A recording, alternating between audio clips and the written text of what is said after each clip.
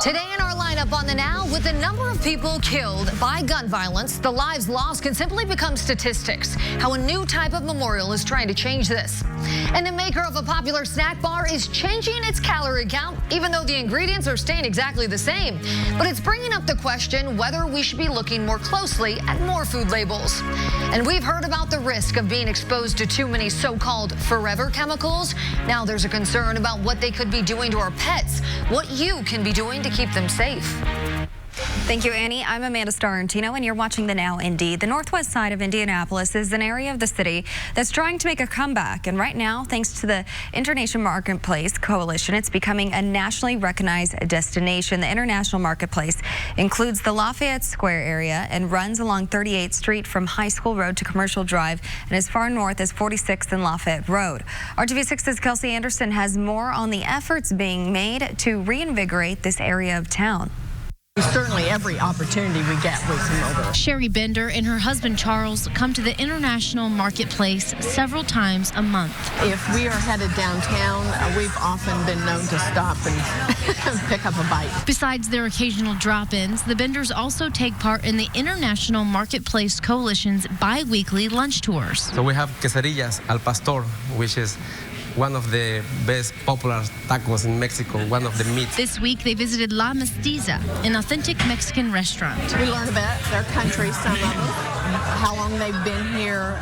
Most of these are smaller restaurants, and so they're family-owned. It's no secret this area of town was becoming blighted, but Bender says that's changing. It's building back up rapidly, and due to Mary Clark, I think. She's a great person to have as the director for this. We started with 13 ethnic restaurants at one time. Today, we have over 110. Mary Clark says the area isn't just drawing in locals, but she's met people from other states who have traveled to Indy because of the International Marketplace.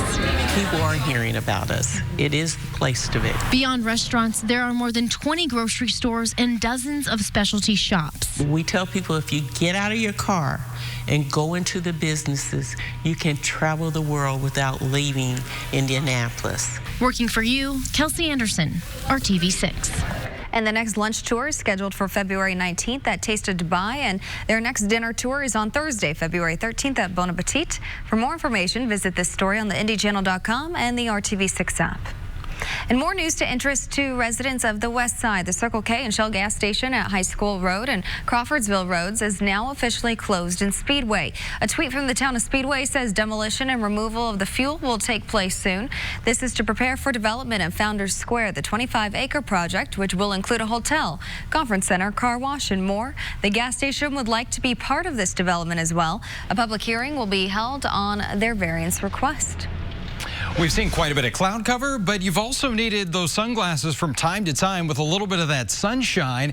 And we got something going on that's a little more familiar with springtime. Yeah, it's still cold out there, but with that sunshine bubbling up some of those cumulus clouds and producing some snow showers, especially from Indianapolis and areas south of I-70. Again, this isn't adding up to a whole lot, but a few flurries and a couple of bursts of snow out there. We've got a little more organized system here in central portions of Illinois. That's going to be scooting our way here as we go into tonight. You can see on TrueCast by 10:30 tonight, we've got those snow showers knocking on the door of central Indiana. They will continue to spread east here and could see some bursts of snow as we go through the late overnight hours and into the early morning of our Saturday before the system starts to move on out. But we're looking at another coating of snow, about a half to an inch of snowfall coming our way. We have already tied the snow we had for the entire month of January, so it looks like this one will put us over the top, and we'll look at some more snowfall chances coming our way in a few minutes.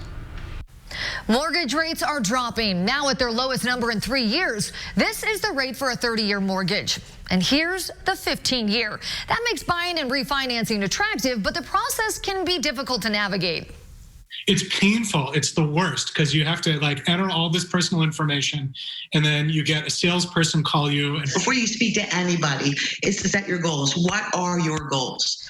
We talked to a mortgage loan officer and finance expert at Money.com about home loans. Both said shop around. Get quotes in writing with all the terms, including your payment and closing costs. And learn the mortgage lingo, like what no closing costs really means. Okay, that is about, an advertisement is to prompt a phone call. to start a conversation, get someone excited about a product. No closing costs usually means you just don't have to pay up front. Fees are still built into the loan, or you end up with a higher interest rate. Patricia LaChance says search for a lender that doesn't charge origination fees. Check the big banks, online lenders, and local banks.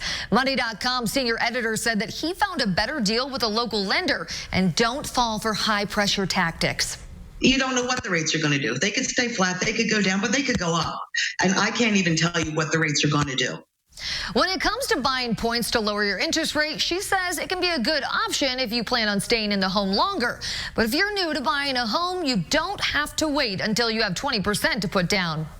It is a great way to build wealth, and it's nice. You write your rent check, the money's gone. You write your mortgage check and 2/3 of the money's gone, but 1/3 of it you get to keep. The Consumer Financial Protection Bureau has a lot of good information to get you into a mortgage payment that makes the most sense for you. Well, a military leader who testified in the House impeachment hearing is being transferred out of the National Security Council. The decision coming just days after the president was acquitted in the impeachment trial.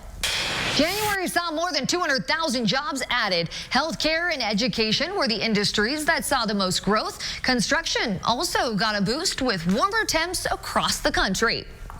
All right, back to our lineup. The nutrition label on a popular snack bar is going to look different. Why the calorie count is changing and the questions this is bringing up about labels on other foods. Make a donation or volunteer today. Purdue University will begin to offer free tampons and other feminine hygiene products in the bathrooms on campus. This is in response to student advocates who have been pushing for the move for 3 years. Purdue University President Mitch Daniels credited the University Senate, a faculty-led body, for proposing the initiative. The Senate described the products as a basic necessity that should be in campus restrooms free of charge. It's not clear when the products will be available. Checking the Now news feed, if you got an email from Yahoo recently, it could have to do with a class action settlement. The company is having to pay up. It was found that they didn't do enough to protect people from a data breach. Some businesses or individuals could be eligible for thousands of dollars as part of the settlement. Netflix is helping you improve your viewing experience. You can now disable the preview autoplay. Basically, that's when you get on Netflix and it starts playing a preview of either the featured show or movie. Netflix said it heard the feedback loud and clear. Earlier this week, we told you about a California school PTA that was fined for showing The Lion King. Now Disney CEO says he will make a donation to the school. The movie licensing company that fined the school said they violated a copyright law. Well, if you're trying to start watching what you eat, you may want to double check that food label. Research finds whole nuts don't have as many calories as we thought. So government studies looked into how we digest almonds. One serving used to be labeled as 170 calories. Researchers found that same amount of almonds was more like 130 calories instead. A little while later, though, they said all nuts may actually have even less. These findings led to the maker of Kind Bars to lower the calorie count listed on the snack, even though the ingredients didn't change. Medical professor tells us the company is likely within current USDA guidelines to do so. I think this is unprecedented. I actually have not heard of a company coming out like this and just saying we're going to change the calorie counts. As a matter of fact, USDA hasn't even officially come out and said, yes, you can, if you have whole nuts within your product, you can come out and adjust those calorie counts. So I think it's quite bold. Professor Bonnie Jortberg says, in general, consumers should still feel confident in what their food labels say. Because it really is your best indicator of what's in your food, not only in terms of calories and fat and sodium and sugar and fiber and all those kinds of things, but even looking at ingredients as well. Researchers are also looking at calories in some legumes and lentils. The method of determining calorie counts was established more than a century ago. All right, ahead in our lineup, new momentum is building to create a national memorial dedicated to victims of gun violence. I want people to know her, and I want people to remember her. But it's torture. It's hell on me. It's totally it's something I wouldn't wish on. I wouldn't wish this on anyone. Why the people behind this effort say it's needed. Aboard, RTV6 is working for you. There have been more than 1.5 million gun-related deaths in the U.S. since 1968. That's more than all war-related deaths since the Revolutionary War combined. Still, there's no permanent memorial to the victims of gun violence, but there is a growing effort to change that. Usher Qureshi has the story. 4 glass houses. This is Parkland. 700 brick openings. She was killed in the theater. Each one a representation of lives lost to gun violence in the United States on average each week. I still can't believe that my daughter was a statistic that year. Alan Scott's daughter, Kaylin Nicole, a college student and aspiring model, gunned down in a drive-by shooting in 2015. Her killers never caught. I said, Kaylin got shot.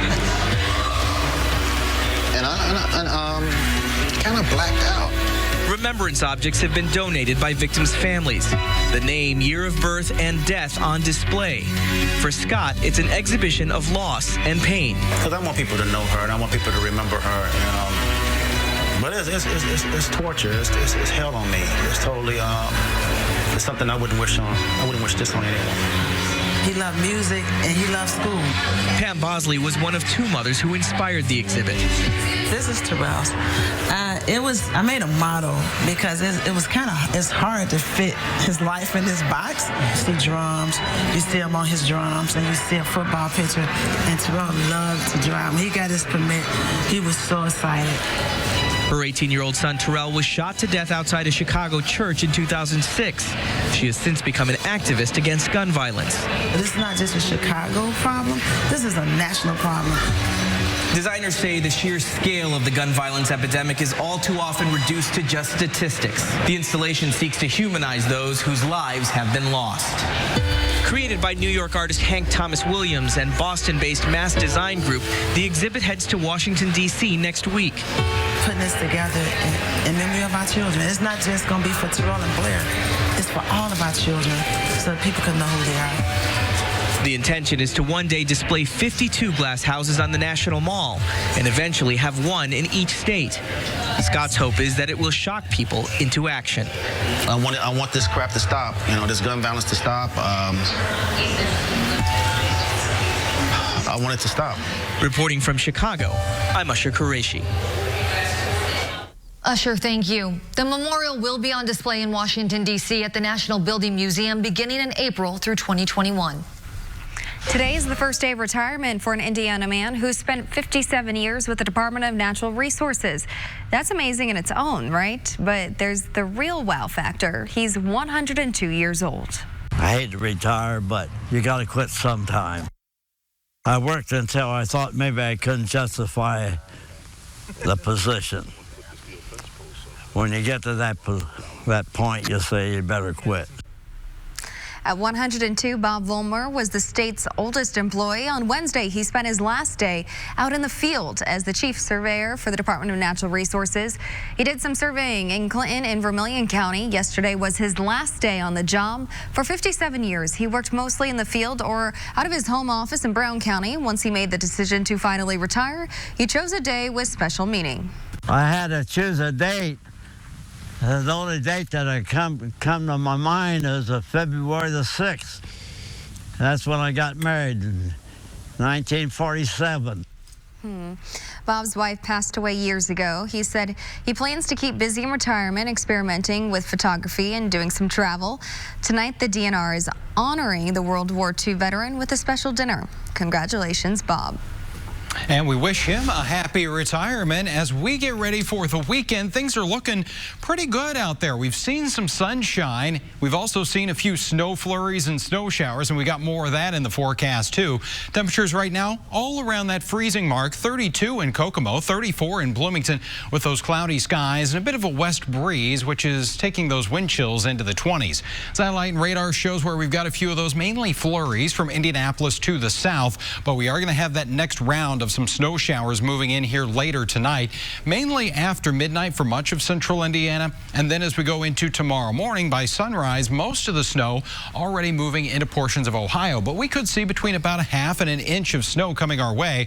Our temperature tonight down to 27 with that light southwest wind about 5 to 10 miles per hour.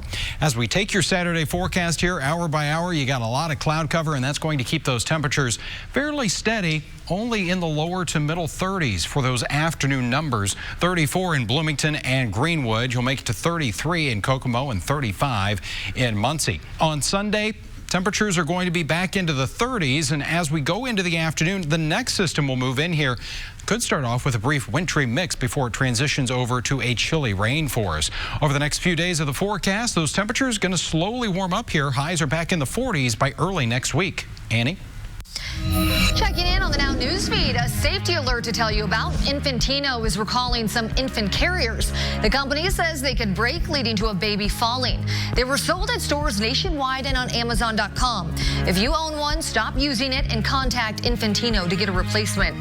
A new report is raising concerns about women who have high blood pressure and are pregnant.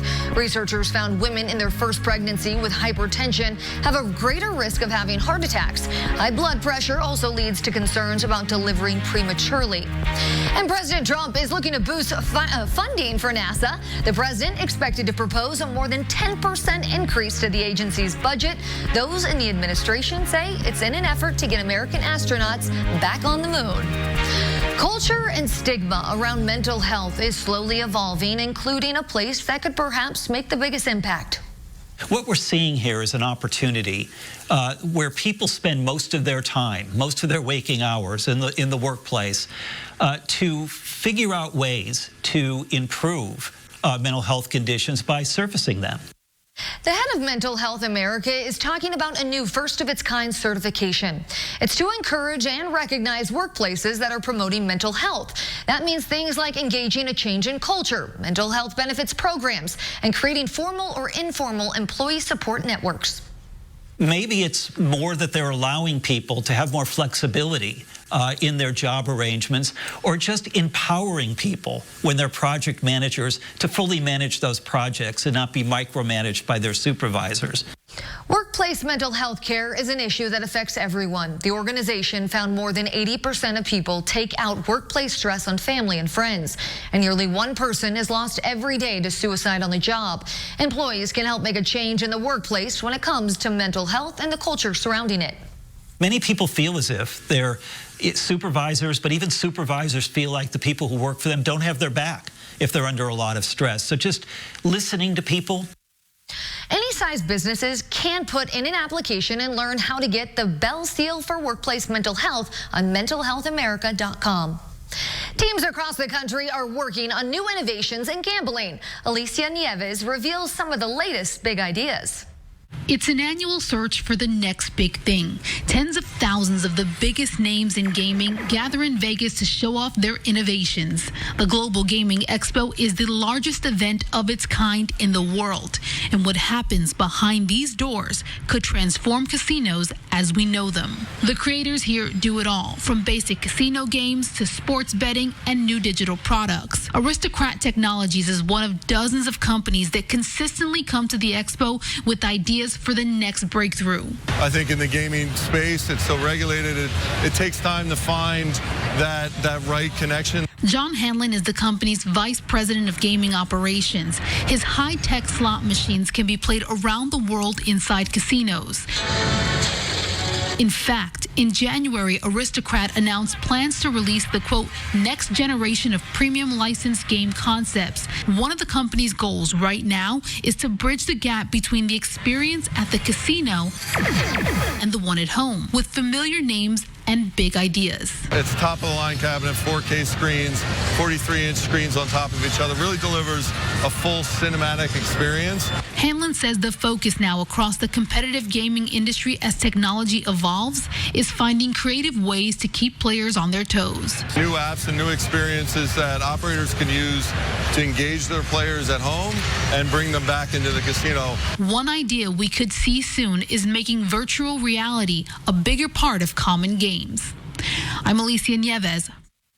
Thank you, Alicia. Next on the Now, we've heard about the risk of being exposed to too many so-called forever chemicals. And now there's a concern about what they could be doing to our pets, what you can be doing to keep them safe.